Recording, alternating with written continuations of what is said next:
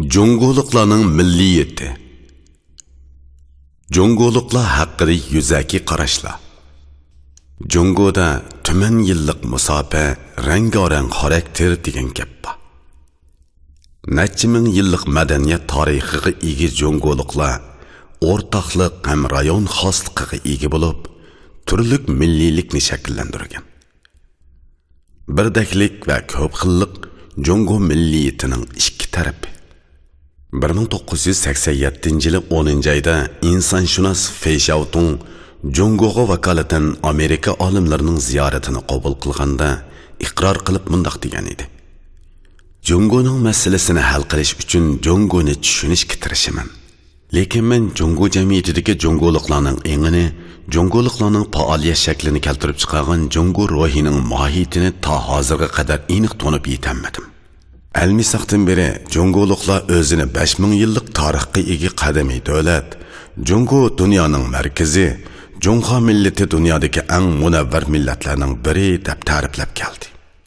Biroq jungoluklar o'zining qandoqligini cho'nqur surishtirib ko'rmadi. Buni bilgisimi yo'q edi.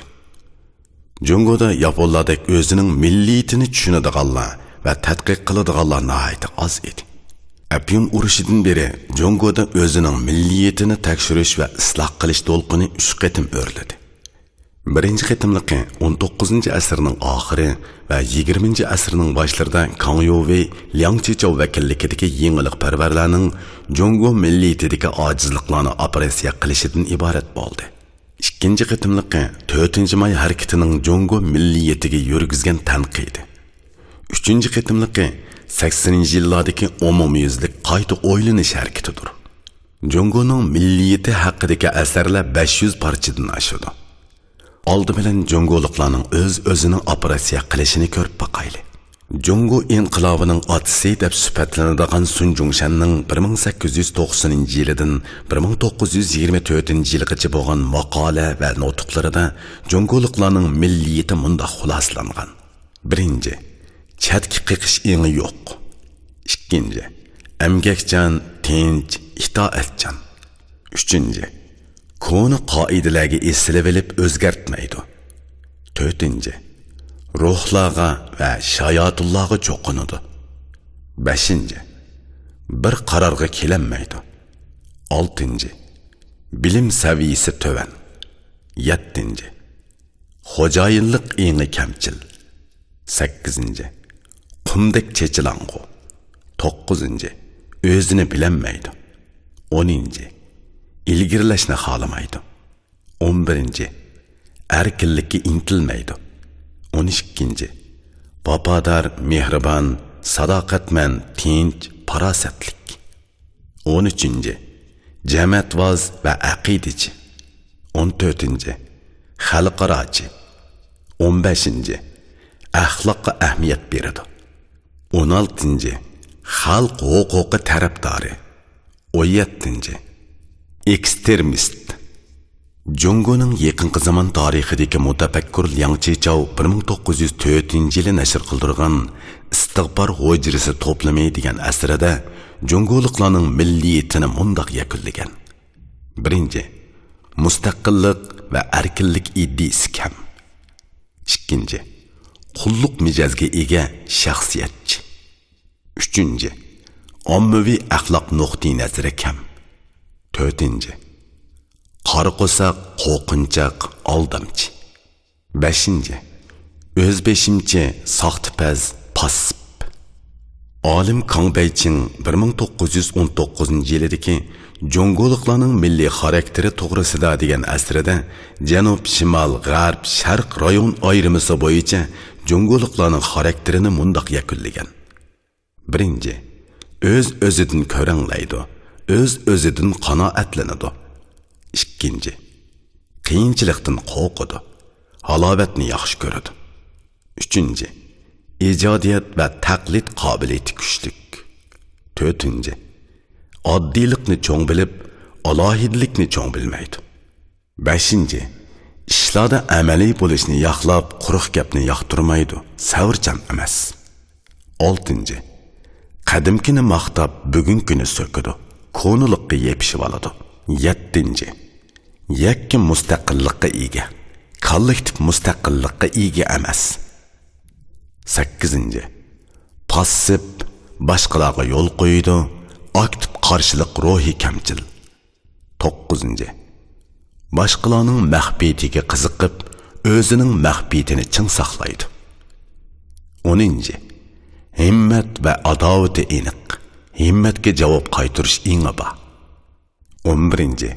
Tan saposi bejirim, yoshirun kuchi zo'r.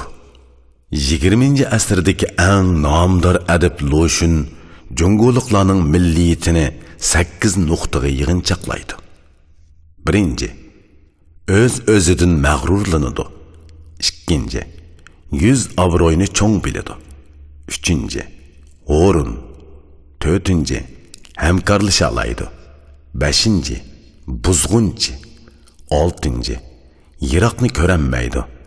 7. Qul mijoz. 8. Qo'rqinchoq shaxsiyatchi. Qanoatchan jungoliklar. Yangi madaniyat harakatining ulug' bayroqdori Xo'shi jungoliklarning milliyatini mundaq obyektiv xuloslagan. 1. Qanoatchan.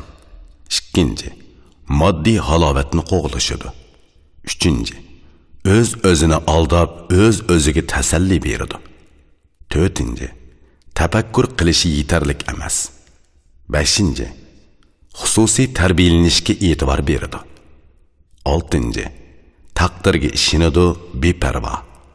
7. Nomusni bilmaydi. 8. Asosan paras. Adib Lin Yutang inglizcha nashr qilingan Jungoliklar degan asrida Jungoliklarning alohidligini tövandagidek 15 tarafdan echib bergan. 1. Salmoq. 2. Sadda. 3. Tabiatni so'yidi. 4. Savrchan. 5.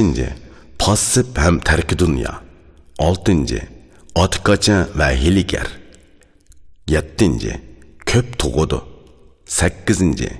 Emgakchan. 9. Tejashlik. 10. Oilani yaxshi ko'radi. 11. Tinchlik parvar. 12. Qanoatchan. 13. Yumoristik. 14. Ko'niga yepishib oladi. 15. Shahvatparast. Jiang Jeshi Jungoliklarning taqdiri degan asrida Jungoliklarning alohidligini mundaq 5 nuqtaga yig'inchoqlagan. 1.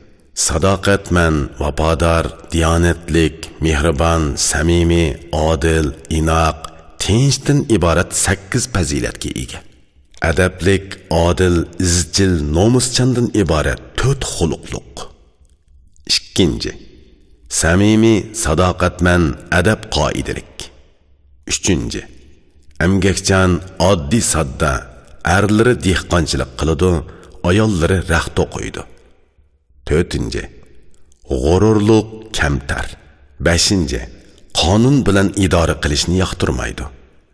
Kungzichi Liang Shuming Jungo hazorati haqida degan asrida mundoq ko'rsatdi.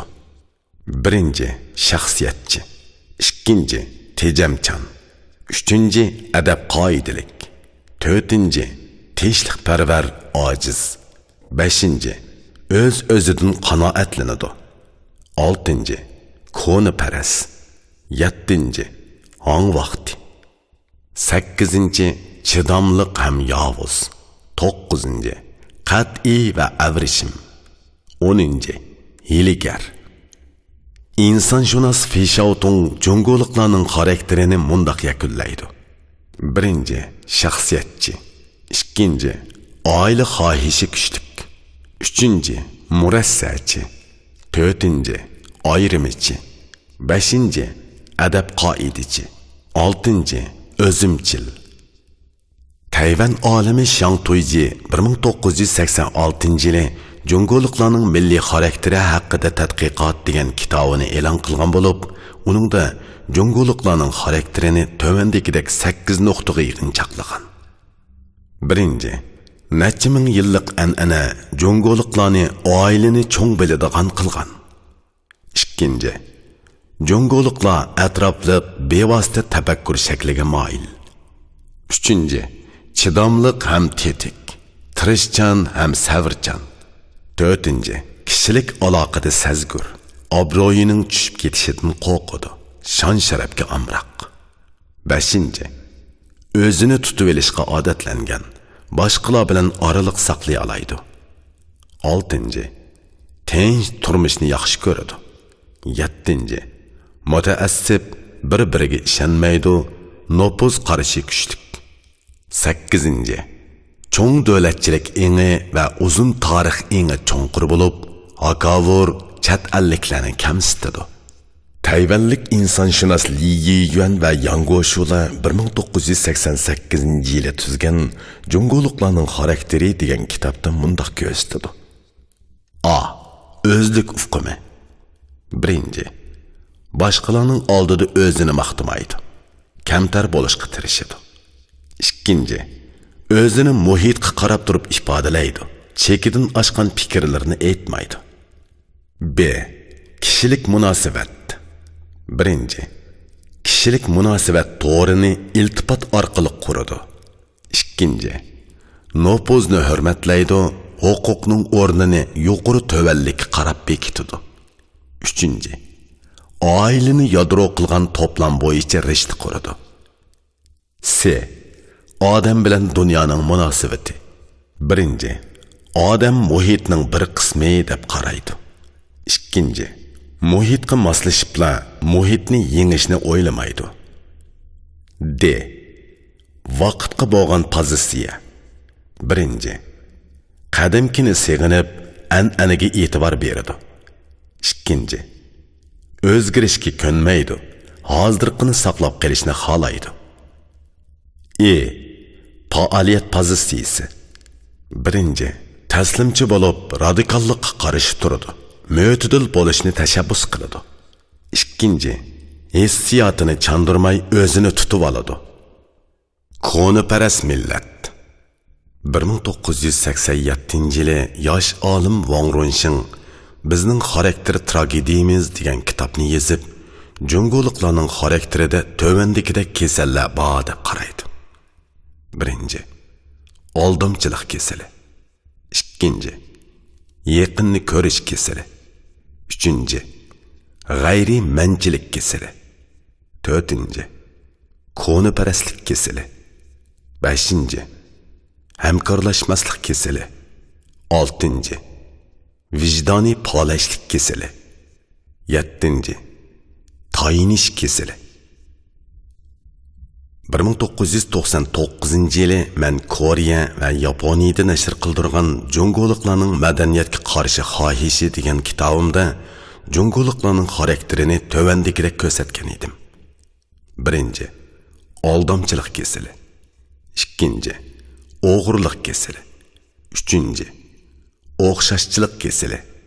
4. Qulluq kasali. 5. Mutaassiblik kasali. 6. Soddilik kasali. 7. Shaxsiyatchilik kasali. 8. Manfaatparastlik kasali. Biz yuqorida Jungoliklarning nazaridagi milliyatni ko'rib o'tdik. Endi chet elliklarning nazaridagi Jungoliklarga qarab boqayli. Amaliyotda Jungoliklarning o'z milliyati haqidagi tanqidiy o'ylanishlari chet elliklar bilan oralashishdan hamda chet elliklarning qalam tavirtishidan boshlangan. 17-asrning boshlarida Germaniyaning eng ulug' mutafakkiri Leibniz Jungoliklarning tinchlik iddisi va ajdodlarga cho'qinish iddisi haqida to'xtalgan. Adam Smithmo o'zining davlatning boyligi degan kitobida Jungoliklarning olg'a bosmasligidagi sabab ularda burun qisig'i esalavilish xarakteri bor degan edi. Mashhur faylasuf Gegelmo Jungoliklarning ruhidagi xoslik kamligini ko'rsatib o'tgan. Marksmo Jungoliklarni tirik murda deb tanqid qilgan hamda Jungoliklarning konservativligini tilga olgan. 19-asrning o'ttirlaridan boshlab nurg'un g'arbliklar Jungo bilan bo'lgan aloqa jarayonida Jungoliklarning milliyatini ko'rsatgan. Bu vaqtdagi eng tunji asar Amerikalik missioner A.X. Shemsning Jungoliklarning mijozi degan kitobidir. Şems özünün təcrübələrə əsasən Congoluqlarning xarakterini tövəndəki 26 nöqtəyə yığınçaqlagan. 1. Yüz obro'yga ahamiyat beradi. 2. Tejashlik. 3. Emgakchan. 4. Qoida yo'sulluq. 5. Vaqt qarashi sus. 6. Aniqlik qarashi kamchil. 7. Osonlikcha xato tushunadi. 8. Aldamchilikqa usta. 9. Jahil. 10. Tafakkuri mujmal. 11. İnkası gal. 12. Chat ellikni ko'z gilmaydi. 13. Ommaviy axloq kamchil. 14. Mutaassib. 15. Ozodlik va qulaylikni izlamaydi. 16. Yashash iqtidori kuchlik. 17. Savrchan ham chidamliq. 18. Qanoatchan. 19. Vafodor. 20. Shafqatkor. 21. Yestashlik kam. 22. Bir-birini cheklaydi. 23. Inoq emas. 24. Gumonxo'r. 25. Samimiy emas. 26. Dinsiz. 1915-yili Tonglik jamiyatshunos Max Weber Kungzi dini va Toyin dini degan asrida Congoluqlarning xarakterini tövəndəki 7 nöqtəyə yığınçaqlagan. 1. Chidamliq. 2. Emgakchan. 3. Galvan. 4. Ehtiyotchan. 5. Gumonxo'r. 6. Yestashlik kam. 7. Samimiy emas. Kishining diqqatini qo'zg'aydigani shuki, u Jungoga bir qitimmi kelmay turib, Congoluqlar dunyodagi eng yolg'onchi millat deb kesib aytgan. Angliyalik mashhur Jongoshunos doktor Joseph Needham Congoluqlarga axloq, insonparvarlik, kamtarlik va xalqarochilik nuqtasidan baho bergan. Bu haqda Toyinbi bilan Ekida Daisakoning suhbatida ba'zi gaplar bor. Angliyalik olim Russell Congoluqlarning xarakterini umidvor, rohatparast, oshko'z, yuz obro'yini cho'ng biladigan, samimiy, millatchi, pastkash, yestashligi kam deb yakunlaydi. Yana nurg'un g'arbliklar va yaponiyaliklarmi Congoluqlarning milliyati haqida to'xtalgan. Bular yuqorqilarga o'xshab ketgachga tilga ep o'ltirmadik. Cho'ng quruqliq xalqining milliyati xuddi bu tuproqning o'ziga o'xshashla jalbkor ham murakkab.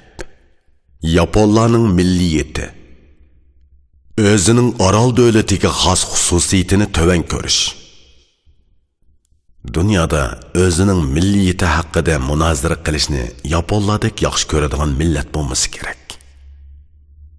Meiji islohotidan boshlab Yaponlarning milliyati haqidagi asarlar, ilmiy maqolalar, axborotlar va xotirlar son-sanoqsiz maydonga keldi. Bundaq muhokamalar hozirga qadar davomlashmoqda. Shunga Yaponlar haqidagi maxsus tadqiqot asarlaridan boshqa bu haqdagi asarlarni sistemalik yakunlaydigan asarlarmi borliqqa keldi.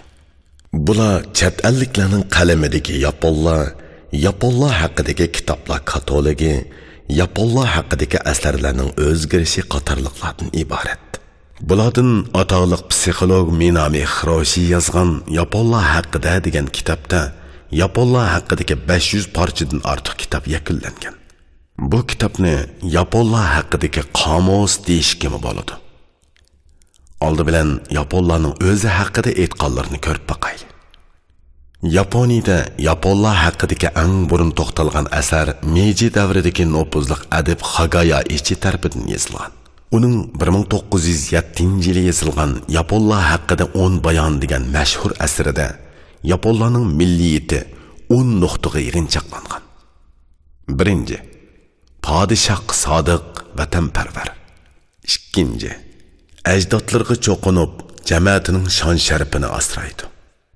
3. Realizmchi. 4. Gul-giyohlarni asraydi, tabiatni yaxshi ko'radi. 5. Umidvor. 6. Hashamatsiz, bemalol. 7. Ochiq va apchil.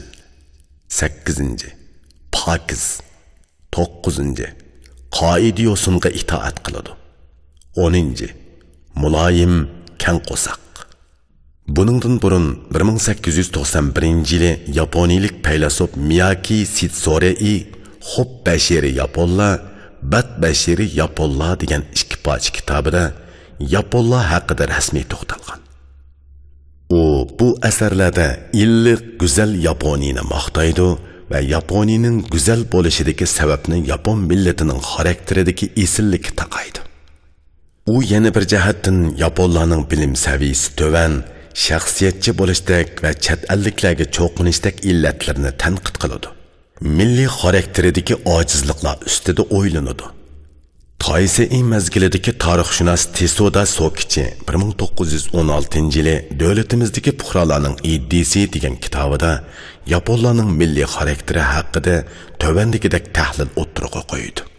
1. Tinchlikni so'yidi. 2. Kurashchanligi kamchil. 3. Birlikka kelgan din yo'q. 4. Ommaviy engi taraqqiy qilmagan. 5. Bugundan qanoatlanadi. 6. Ko'tarangi hashamsiz. 7. Yo'lidan qaytmas oq ko'ngil. 8. Mustahkam iroda va tavakkulchilik ruhi kamchil. 9. Chet el madaniyatiga moslasha oladi, taqlidchanligi kuchli. Yaponlar Jungo Yaponiya Rossiya urushida g'alaba qilib o'zlarini dunyodagi birinchi darajalik puhra deb maqtab yurganida xalqni o'ylantirish uchun 1916-yili Omachi Kigitsu yaponlarning milliy xarakterini operatsiya qilish degan maqolalar to'plamini tuzib nashr qildirdi. Uningda yaponlar tövandagi nuqtalar bo'yicha tanqid qilindi. 1. Yaponlarning yolg'onchiligi. 2.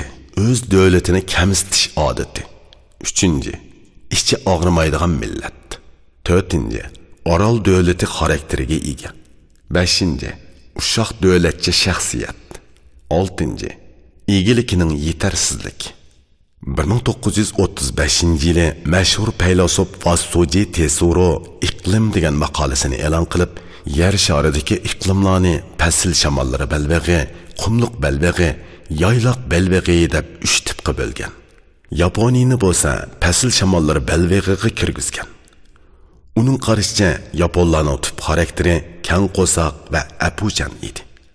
Yaponiya yozuvchisi Sakaguchi Ango 1935-yili Yaponiya madaniyati haqida qarashlarim degan maqolasini e'lon qilib, uningda yaponlarning bir chetga qarab turadigan vijdonsizligini tahlil qilgan hamda g'arb madaniyati Yaponiyaning yerlik madaniyatini vayron qilsimi kori bo'lmagan o'rtaq illatni qamchilagan. Uningdan boshqa dunyodagi millatlar haqida o'qishliq degan kitobda yaponlarning milliyati mundaq yakunlangan. 1. Sadoqatman, vafodor, adolatparvar, botir. 2. Pok, diyonatlik. 3. Esil, nafs. 4. Ajdodlarga cho'qinadi. 5. Sirtdan kirgan madaniyatni asmaliyatsiya qiladi. 6. Tabiatni so'yadi. 7. Dengiz okeanlarni yaxshi ko'radi. 8. Pokiz. 9. Tetik. U kitobda yaponlarning kamchilligi mundaq ko'rsatilgan. 1. Ommaviy axloq kam. Yuzaki narsalarga ahamiyat beradi. 2. Qahramonlik g'oyasi, tavakkulchilik ruhi va ijodiyat ruhi kamchil. 3. Ko'zni qamashtiradigan parlaq madaniyat yaratilmagan. Yaponlarning chandurmasligi.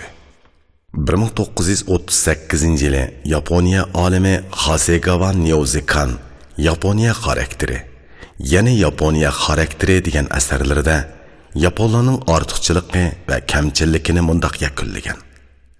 Ortiqchiligi. 1. Obyektiv. 2. Real. 3. Mo'tadil. 4. Tejashlik. 5. Kamtar.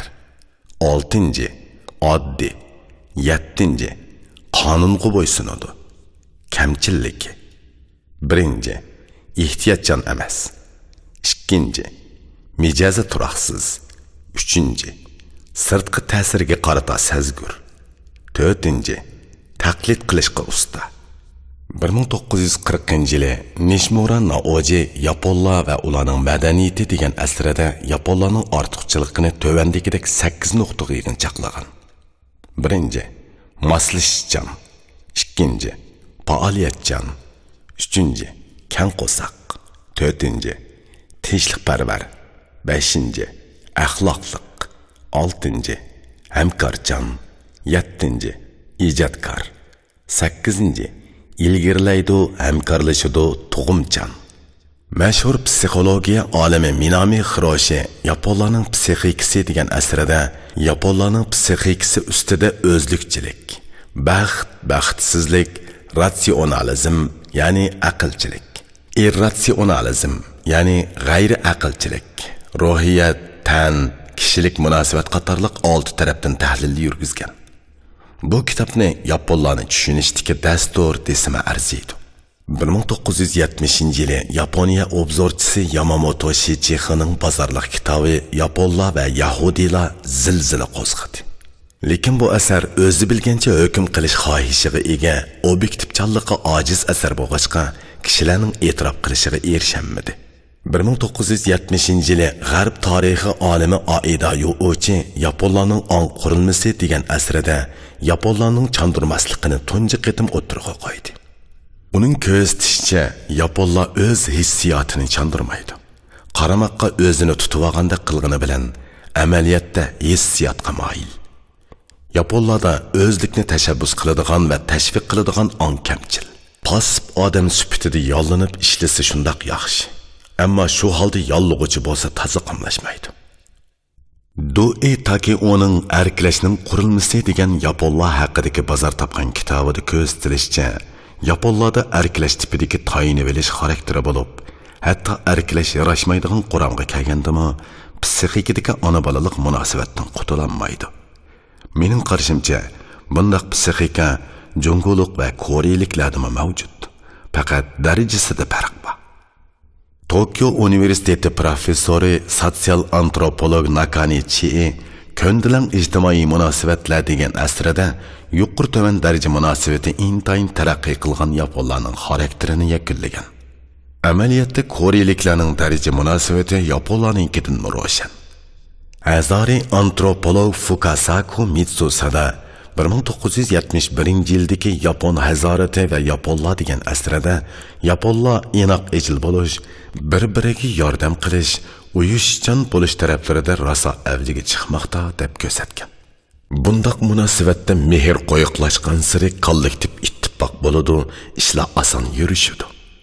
Jamiyatshunos Tsurumi Kazuko qiziqish va Yaponlar degan asrida Yaponlarning qiziqishi ularning an'anaviy hazorat asosida chet eldagi dinlar, g'arb ideologiyasi, tuzumi va hazoratini sumirishiga turtki bo'lgan.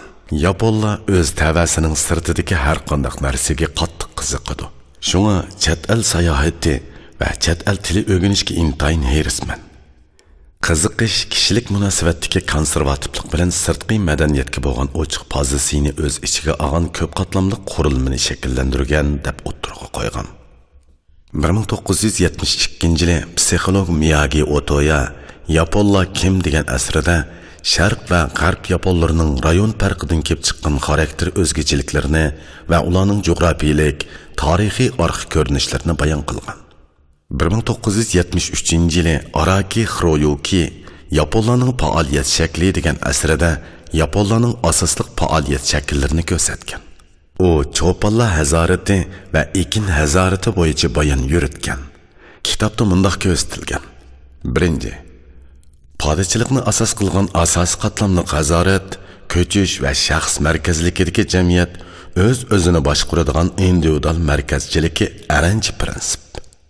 Ekinni asos qilgan asosiy qatlamli hazorat, muqim o'ltiraqlashish tipidagi dehqonchilik o'rtaq gavdasidagi jamiyat ayolchi prinsip. Shunga Yaponlar butkul avom birdakligidagi birlikka kelgan faoliyatga ahamiyat beradi. Öz-özini so'rash tipidagi individuallikni markaz qilmaydi. Gavdalarda o'zlik bo'lmaydi. Hamisha öz-özini inkor qilib, öz-özini tanqid qilib, kallik tipni afzal o'ringa qo'ydi. 1989-yili faylasuf Nakamura Hajimining Yaponlarning tafakkur shakli degan asri Yaponlarning tafakkur shaklini din jihatdan ko'zatib yakunlagan.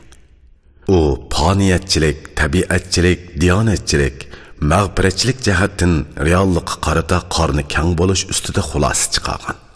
U yana noaql xohish, mantiqiy kamlik, bevosita nazar, hissiyotchanlik, simvol eg'ishchanlikqa qatorliq taraflardan umumga e'tibor bilan qarash xohishini bayon qilgan.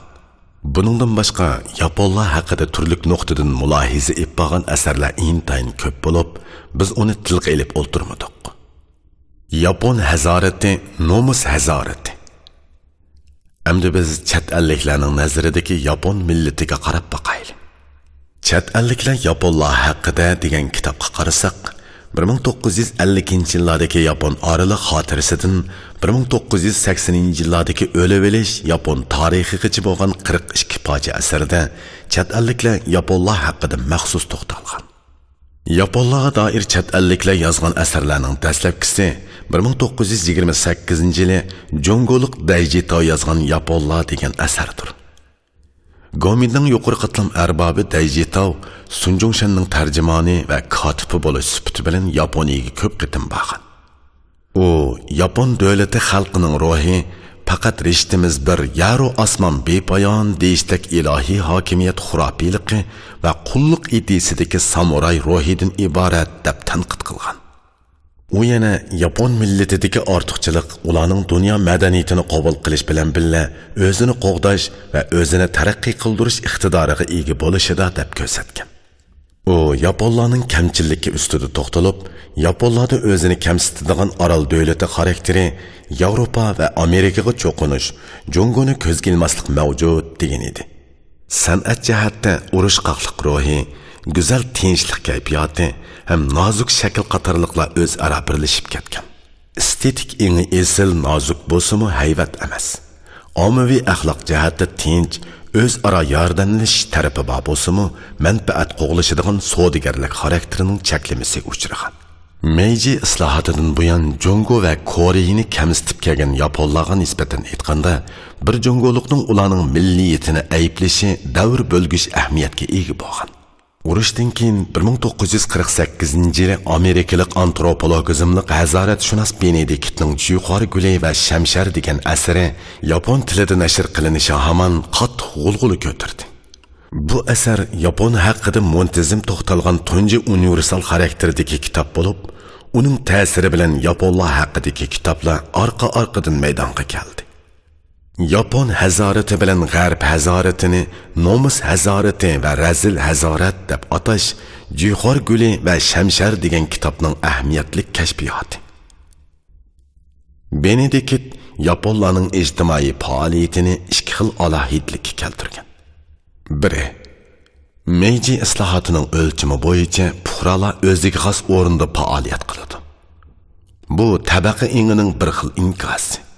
Yana biri, majburiyat sistemasida ilm berim noiti aniq bo'lib, himmatga cho'qim javob qaytariladi. Bu vapoga vapo degan aqidaning ta'biri. Buning bilan selishtirma bo'g'ini insoniy hissiyat bo'lib, Yaponlarmo yuyinish, yeb ichish, uxlash qatorliq huzur halovatni izlaydi. U kitob Yaponlarning ikki yoqlimiligini bakrak gavdalantiradi. Ular bir tarafdan Yuqori Gulidagi poklikni yaxshi ko'radi. Yana bir tarafdan Shamshardagi yovuzlikmi bor. Bu asar Yaponlar haqida ajnabiylar yozgan eng munavvar asar. Tabiiyki, avtor Yapon tilini bilmagachga va Yapon turmushini tushunmagachga Yaponiya ilm nopozlari ko'rsatgan savalliklardan xoli bo'lmagan. Bu asar bilan teng tura oladigan yana bir kitob bor. U bo'lsa-mu Koreylik Li Yuning yozgan Yaponlarning kichiklitish engi degan asar. Bu asarning ortiqchiligi shuki, burunqi yaponshunoslik kitoblari Yaponiya bilan g'arbni selishtirish asosiga qurilgan. Li Yuning bo'lsa Yaponiya haqida sharqliklarning ko'zi bo'yicha bayon yurgizgan. 1982 yili bu asar Yaponiyada nashr qilingandan keyin qaltis bozor topgan hamda Asahi axborotlik gazetida Yaponlar haqidagi eng munavvar asar deb baholangan. Li Yuning Yaponlarning ishlarni ko'ptirishga qaraganda kichiklatishga bakrak moyil ekanligini bayqagan. U buni Yaponlarning turmushi, adabiyoti, san'ati, shay'ilari, turmush buyumlari orqali dalillagan. Ba'zilarning aytishicha, garchi bu xil kichiklatish eni amaliyotga uyg'un bo'lsa-mu, ammo Li Yuningning bundaq psixikaning manbasi haqidagi tahlillari yetarlik emas. 1970-yildan keyin selishtirma hazorat tipidagi asarlar ko'plab borliqqa keldi. Bulardan Uzaki Shigeo'ning Amerikanlar va Yaponlar, Miyagi Otoyaning Amerikanlar va Yaponlar, Chin Shunchinning Yaponlar va Jongoliqlar, Matsumoto Kazuo'ning Jongoliqlar va Yaponlar nomidagi kitoblar mashhur. Diqqat qilishga tegishliki, Koreylik va Jongoliqqa selishtirganda Yaponlar chet ellikka nisbatan biz Yaponlar mundoq degan gaplarni deyishni yaxshi ko'radi. Buningdan Yaponlarning xalqaro madaniyat engini ko'rib olish ta's emas. Bumi Yaponlarning chet el madaniyatiga bo'lgan kuchli qiziqishidan kelgan. Selishtirish Yaponlarning o'zini o'zgartirish va taraqqiy qildirishidagi ruhiy kuch emasmi?